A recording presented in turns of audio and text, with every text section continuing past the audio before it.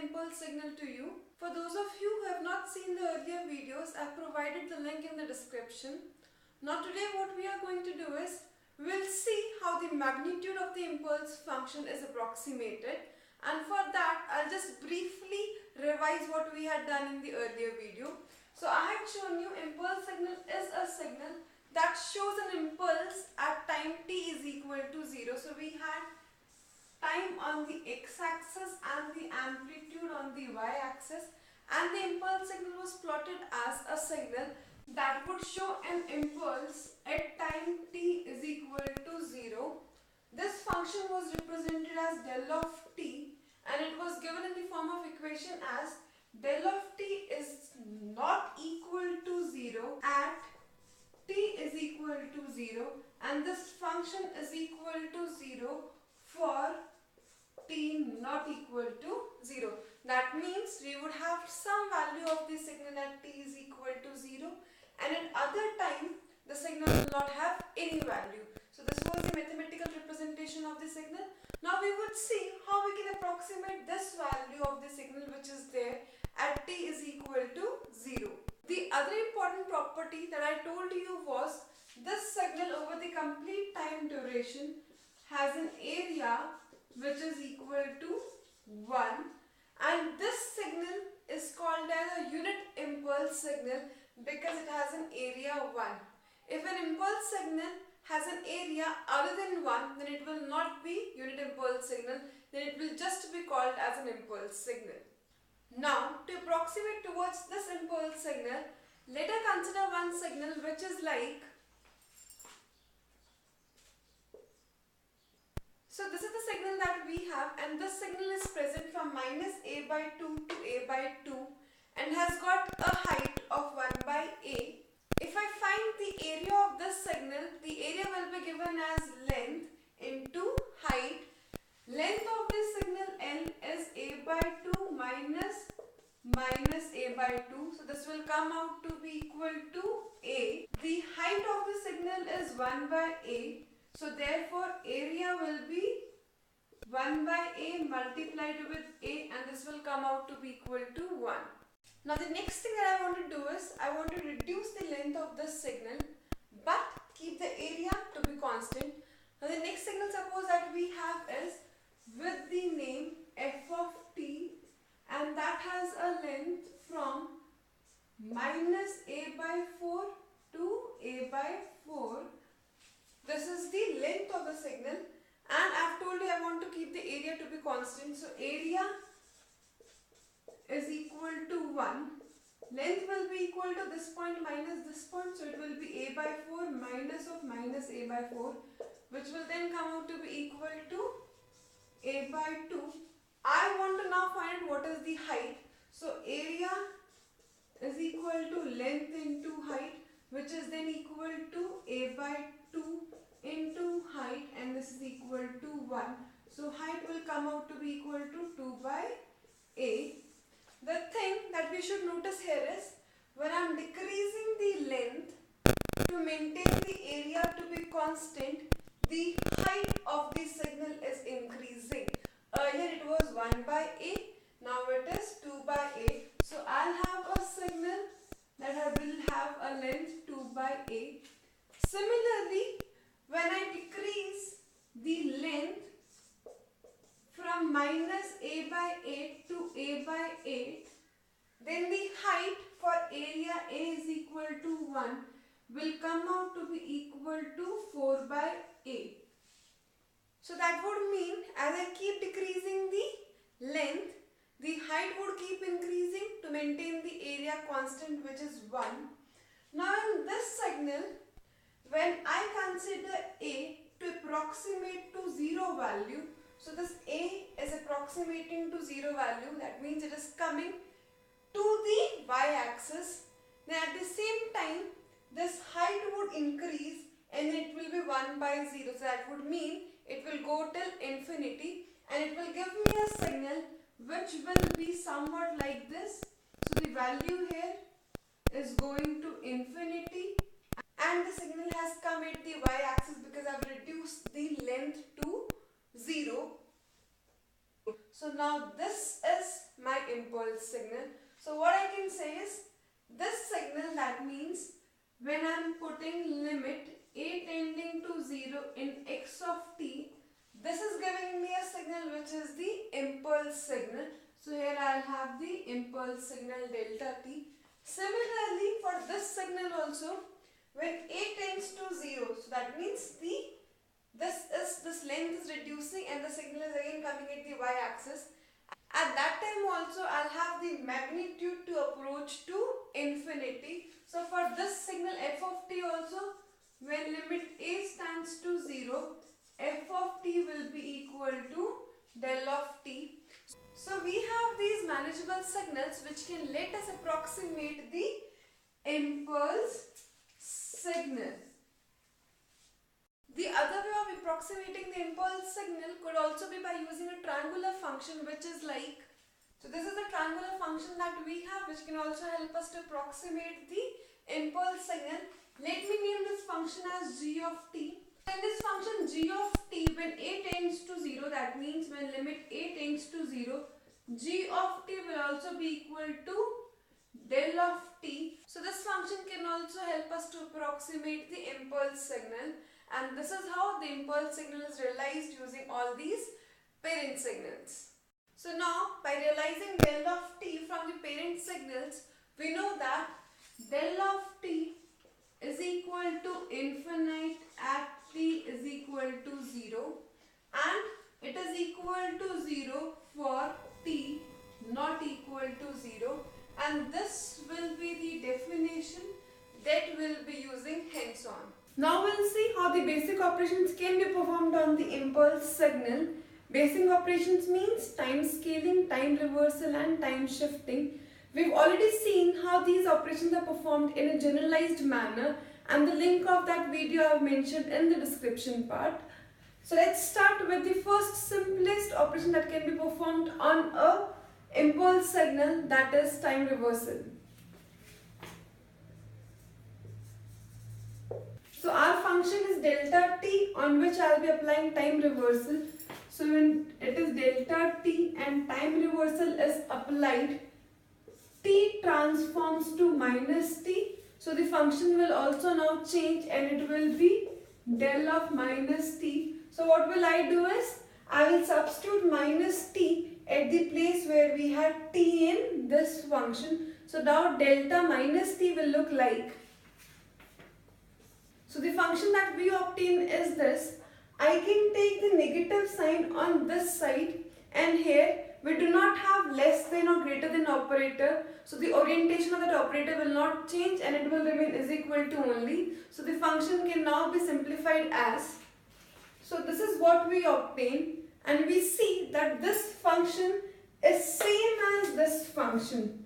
So that would mean delta t is equal to del of minus t, or in a simplified language what we can see here is, when we are doing time reversal, we rotate the signal by 180 degrees along the y-axis. So here the signal itself on the y-axis, so we are not able to rotate. That is why del of t is equal to del of minus t. Or the other way of seeing it is, when you are doing time reversal, you take the mirror image of this signal along the y-axis. That means we consider the y-axis to be a mirror and we take the mirror image. But when the signal itself is on the mirror, we are not able to take any mirror image. That is why the signal remains there only. Let us now see the next operation that can be performed on a unit impulse signal, which is time shifting. So our function is del of t, and when we apply time shifting, then t can transform to t minus t naught, or t can transform to t plus t naught. In that case, the function that we will be obtaining will be del of t minus t naught or del of t plus t naught. Now here what we will do is, we will substitute this t minus t naught or t plus t naught, depending upon what function we are applying of time shifting, at the place where we had t. So I'll show you both the things one by one. The first operation is the operation which is called as time delay. this is also called as right shift operation. Here I have substituted t minus t naught where we had t. What I can further do is I can take this t naught on this side. Then it will be, so what waveform I'll get for this function will be, we'll have an impulse of magnitude infinity at t is equal to t naught, and at the other places the value will be 0. So the waveform will be something like this. So this is at time 0 and we'll have the impulse at t naught, and this is the time axis. This operation is then the time delay operation or right shift operation because we have shifted the signal to the right. So let's now look at this function. When we are doing this function, this is called as time advance operation or left shift operation.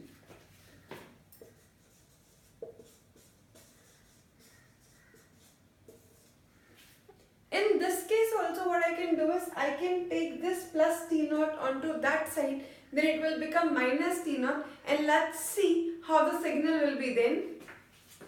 So when I am simplified the equations, what I am getting is this function is equal to infinite at t is equal to minus t naught, and the function has 0 value where t is not equal to minus t naught. So the graph of this signal will be then, so this is the function with time axis. This is where time is 0, since we are getting here as minus t naught. So I have written minus t naught.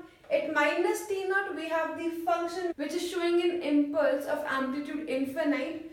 Now what we see in this signal is, this signal that we had shifted to the left. So we have now shifted the signal to the left, and this operation is also called as left shifting operation or time advance operation. The next operation that we will be seeing on the unit impulse function is the time scaling operation. In time scaling operation, what is done is t is transformed to at, where a is a constant. When we apply time scaling operation on a delta t function, let us see what happens then. So it is del of t on which the time scaling operation is applied. So this would transform to del of at. Now to give it directly, del of at becomes 1 by absolute value of a multiplied with del of t. And to get into the proof of how do we get this as a result, what we can do is we can derive it from the parent signal. Consider this to be the parent signal of the unit impulse function. Here also if we find out the area of f of t, this would come out to be equal to 1. So integration minus infinity to infinity f of t dt is equal to 1. The other important point here is if we put limit b tending to 0, then f of t will be equal to del of t. Now let us apply the scaling operation on this signal f of t. So when we apply the scaling operation on this signal, f of t will then transform to f of at, because then t is getting transformed to at, and the function then will be written as, so this is the function f of at that we get. What I have done to get this function is, here where we had t, I have substituted there at, so this is what we are getting. Now when we simplify this function, then it will be, so this is the function that we get. Here what we see is, now the value will be 1 by b, from minus b by 2a to b by 2a, and when we calculate the area of this function, minus infinity to infinity f of at dt, and this will come out to be equal to 1 by a. Now since we are to find the relationship between delta at and delta t, what we can do is, this function can be written as 1 by a multiplied with 1, and for this one we can substitute it as this function. So it will be then minus infinity to infinity f of at dt equal to 1 by a multiplied with minus infinity to infinity f of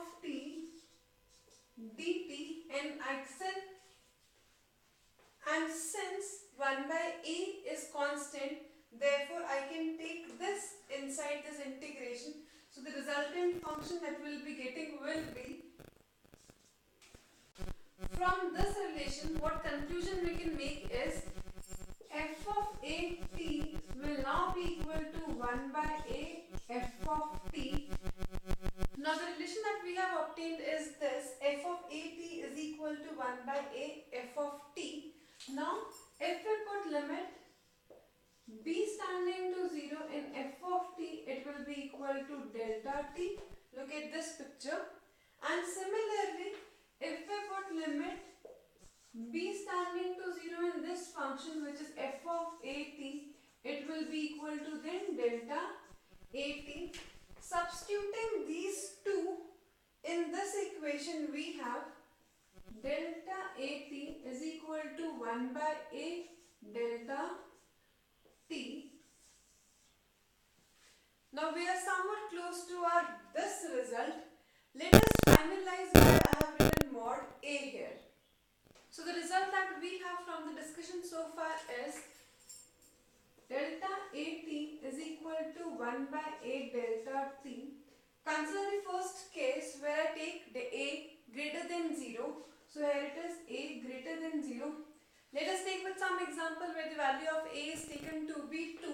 So when it is delta 2t, it will come out to be 1 by 2 delta t when I apply time scaling here. The second case that we can have is when the value of a is less than the value of 0.